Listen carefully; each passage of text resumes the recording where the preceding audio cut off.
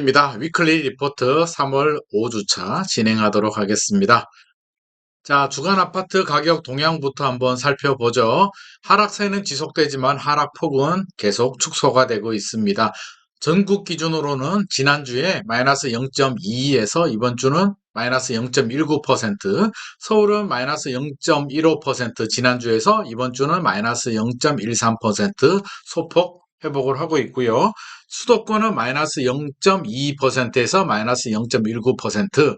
자, 지난주 서울이 서초구, 강동구가 0%가 나왔습니다. 0%. 오르지도 내리지는 않았지만 계속 하락을 하다가 0%까지 왔는데 이번 주는 서초구는 마이너스 0.01%. 아주 소폭 또 하락을 했고요. 강동구는 플러스 0.01. 아주 소폭 플러스가 됐습니다. 자, 그리고 수도권에서 눈에 띄는 단지들 있죠. 어디냐면 용인 처인구.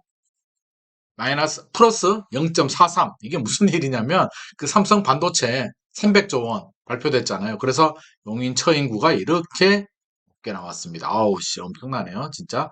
이게 뭐 일시적인 발표가 됐고 시간이 오래 걸립니다. 그래서 토지 시장은 뭐 토지값이 오르고 하겠지만 아파트 시장은 이렇게 빨리 반응을 할 필요는 없거든요. 삼성 반도체가 뭐 얼마나 오래 걸릴지 20년이 걸릴 수도 있고 뭐 안 될 수도 있고 여러 가지 변수들이 있기 때문에 너무 빨리 반응하는 건 제 생각에는 좀 바람직하지 않지 않나 하는 생각도 하게 됩니다. 자, 전세 한번 보죠. 전세.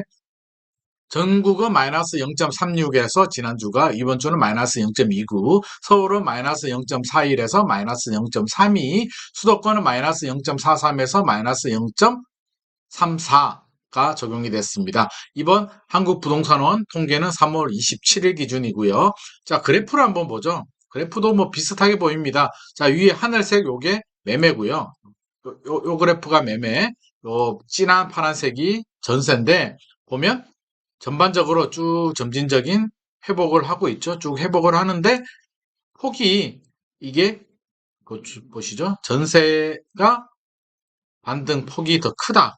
그죠? 회복 속도가 전세가 회복 속도가 더 빠르다라고 이해할 수가 있고요. 서울도 마찬가지죠. 같이 회복세를 보이는데 매매보다는 전세가 좀 이게 속도가 폭이 좀 빠르다. 그래서 매매보다는 전세가 회복 속도가 더 빠르다라고 우리가 이해를 하시면 될 것 같습니다. 자, 이번 주 핫 이슈. 음, 뭐니 뭐니 해도 미분양인 것 같습니다. 2월 통계가 나왔습니다. 국토부에서. 2월 통계를 보니까 와, 이거 제 생각하고 다르네요. 저는 1월 달이 미분양이 약 전국에 7만 5천 원 정도 됐고, 2월이 증가 속도, 그동안 증가 속도를 따지면, 와, 한 8만 넘지 않을까라는 생각을 했는데, 1월, 2월이 대책이 발표되면서 부동산 시장이 좀 반등을 치고, 금매물이 소화가 되면서 좀 올라갔잖아요. 그게 반영이 된 것 같습니다. 0.1% 증가. 그러니까 거의 증가 안 한 거지. 그러니까 저는 8만이 넘을 줄 알았는데 아닙니다. 0.1%, 79호, 79호 증가에 그쳤고요. 전국이 지난 1월입니다. 전월이 1월이죠. 1월이 75,359였는데 이번이 75,438 줄었습니다. 아니, 준 게 아니라 살짝 늘었, 살짝 79 살짝 늘었고 더 놀라운 것은 보통 지방이 어렵다. 서울 수도권은 괜찮다라고 우리가 이야기를 했는데 뚜껑을 딱 열어보니까 2월달 통계 뚜껑을 열어보니까 수도권은 한번 보세요. 와, 이거 뭐지? 지난 1월달이 12,257이었는데 2월이 12,541. 더 늘었어요. 2.3%.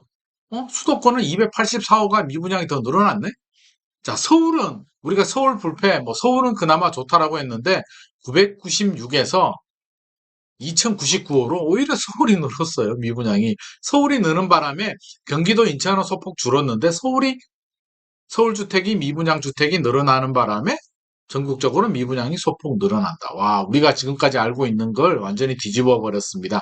지방은 0.3% 감소해요. 205호가 오히려 감소했습니다. 그래서 저도 좀 추가 분석이 필요할 것 같은데 이게 아파트와 그 주택이 다 아파트는 아니잖아. 이게 혼재가 되어 있기 때문에 그런 부분이 좀 반영된 부분도 있고, 서울의 뭐 장위자이나 둔촌주공 같은 아파트들은 미분양이 줄어들었지만, 다른 부분에 대해서, 다른 주택에서 좀 늘어난 부분이 있는 것 같습니다. 이 부분은 저도 좀 추가 분석을 한 다음에, 다음 시간에 상세하게 또 설명을 드리도록 하겠습니다. 아무튼 의외입니다. 자, 준공업 미분양이 심각하잖아요. 아파트 입주한 다음에도 미분양이 남아있는 이게 사실은 더 심각한 문제인데 준공업 미분양은 13.4%가 늘어났습니다. 전월이 7,546이었는데 8,554호로 늘어났기 때문에 이 부분은 조금 걱정이 되는 부분입니다. 미분양이 증가 속도가 굉장히 둔화됐다. 거의 뭐 0. 몇 프로. 요 정도는 굉장히 다행이라고 생각하는데 8만 호가 넘지 않고 소폭. 그렇죠? 요 정도는 다행이라고 생각하는데 중공업 미분양이 13.4% 늘어난 부분에 대해서는 우리가 조금 우려를 해야 되겠다. 악성 미분양이 늘어난 부분은 우려를 해야 될 것 같고요. 그래프 한번 보시죠. 요게 미분양 그냥 일반 미분양이고요. 요 밑에 노란색이 중공업 미분양입니다. 얘가 중공업고요. 얘가 일반 미분양인데 가장 높았을 때가 2009년도에 16만 호까지 갔었고 쭉 그쵸? 그래프 추이를 이렇게 볼 수 있는데 가파르게 늘어나죠.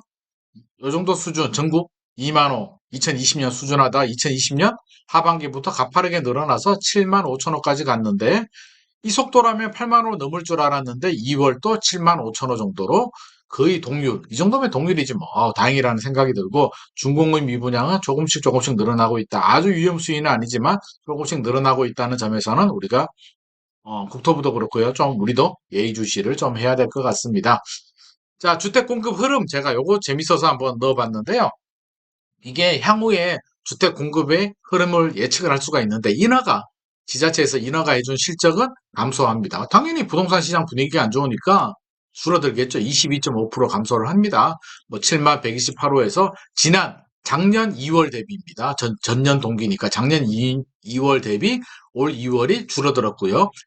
공사 들어가는 거 당연히 줄겠죠. 이런 분위기에 어느 건설사가 용감하게 하겠습니까? 어쩔 수 없이 밀어내기식 분양을 할 수밖에 없는데 28% 감소합니다. 당연하죠. 줄어들고요. 자, 입주하는 거는 9.8%가 늘어요. 왜? 입주는 2, 3년 전에 분양했는 물량이잖아요. 분양했던 게 지금 입주하기 때문에 2, 3년 전에 부동산 시장 분위기가 좋았잖아. 그러니까 그때 좋았을 때 많이 분양했던 게 지금 입주 물량으로 연결이 되기 때문에 9.8%가 늘어납니다. 당분간 더 늘어날 것 같은데 자, 요거를 그래프로 보면 조금 더 잘 이해가 될 것 같습니다. 그래프 한번 보죠. 자, 인허가 실적 한번 보죠. 올해 2월이 5만 4천 호. 작년이 7만 호였는데 인허가 실적은 줄어들죠. 과거 보면 2019년도가 많잖아요. 7만 4천 호나 인허가를 했기 때문에 이때 인허가하고 이제 분양을 하고 이건 주택입니다. 주택에는 아파트와 주택이 다 포함되죠. 착공도 주택이고요. 분양은 아파트입니다. 아파트니까. 자, 어떻게 됐든지 간에 인허가 물량 줄어들고 착공도 줄어들죠. 3만 2천 호로 줄어듭니다. 하지만 과거 사례를 보면 2021년에 착공을 많이 했네. 2021년에 착공을 많이 하니까 2023년, 2024년에 물량이 좀 많이 나오겠다. 입주 물량이. 우리 그렇게 예상할 수 있고요. 자, 분양 물량 한번 보죠. 뚝 떨어집니다. 와우.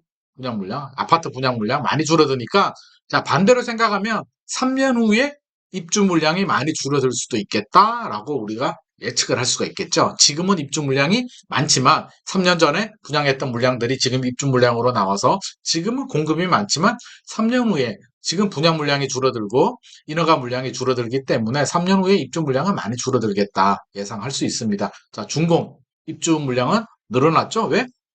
그 전에 이때 2020년, 2021년에 3만 호, 4만 4천 호 착공 이때 공사 들어갔잖아요. 이런 물량들이 이건 주택이니까 이때 이렇게 많이 공급했던 물량들이 지금 2023년, 2024년에 늘어나겠다. 하지만 한 3년 후 정도를 예상하면 주택 공급 물량은 3년 후에는 줄어들겠다. 그러면 3년 후부터 주택 공급이 줄어드니까 절대 물량이 줄어드니까 물론 변수는 많지만 공급이 줄어들면 결국에는 또 반등의 상승의 여지가 있겠죠. 그래서 3년 정도는 좀 어려울 수는 있지만 3년 후에 금리가 내려가고 주택 공급이 줄어든다면 또 다른 반등의 양상이 생길 수도 있습니다. 당장은 뭐 쉽지 않을 것 같습니다.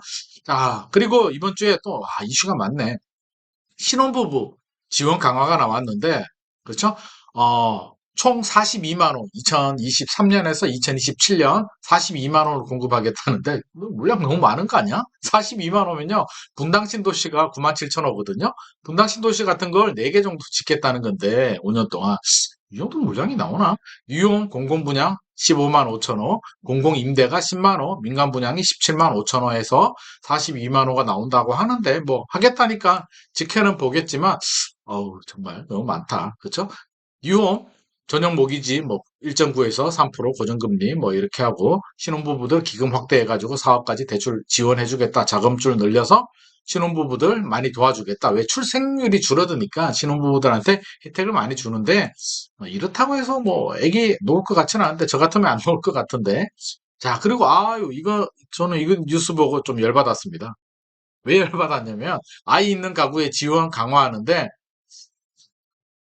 이게 다자녀 기준을 2자녀 2명 공공 분양은 세 자녀고 공공 임대는 두 자녀였는데 통일을 해서 이제 두 자녀로 하겠다는데 제가 애 둘 놓을 때는 아무런 혜택도 없고 돈도 안 주더만 제가 애 놓을 때는 아예 지원금이 없었거든요. 물론 시대가 다르지만 요즘은 애 놓으니까 뭐 돈도 뭐 70만 원이니까 100만 원 주고 막 뭐 공공 임대도 이게 지원해 준다는데 제가 시대를 잘못 태어났나? 자, 자 출산 자녀 1인당 10% 포인트를 줘가지고 이 포인트가 뭐냐면 소득. 음, 자, 두 자녀 출산하면 20% 포인트를 더 주니까 중위소득 100% 540만 원인데 120% 648만 원까지 인정해 주겠다. 소득 기준이 더 많아도 애가 두 명이면 공공임대 아파트 들어갈 수 있도록 해주겠다. 라는 얘기입니다. 그래서 자산, 소득, 그거 자산도 100% 3억 6,100에서 120% 4억 3,300까지는 눈 감아주겠다. 허용해 주겠다는 거고요. 자녀 수가 많을수록 뭐 면적, 넓은 면적 조금 더 주겠다. 전혀 완전 공무원스러운 발상입니다. 뭐, 애 하나면, 1인이면은 뭐, 30에서 40제곱미터, 2인이면 뭐, 50제곱미터 이렇게 하는데, 아휴, 진짜 너무 계산적이다, 진짜. 이거, 좀 특상행정 같은 뭐, 냄새도 나는데, 아무튼 뭐, 이렇게 지원해주겠다는 거고요. 이거는 도움되는 거죠. 빌라왕, 전세 사기 사건들이 많이 발생하기 때문에, 이제 집주인 동의 없이 4월 1일부터 집주인 동의 없이 전국 국세는 세무서에 국세와 지방세가 있잖아요. 국세는 나라에서 거두는 거, 뭐 양도세라든지 종합부동산세는 국세고요. 지방세는 취득세, 재산세는 지방세입니다. 지자체에서 거두는 거고요. 국세는 국세청에서 거두는 겁니다. 그래서 국세 같은 경우는 전국에 있는 세무서, 나라에서 하는 거고요. 지방세, 취득세나 재산세 같은 경우는 각 지자체 세무과 가서 확인하면 됩니다.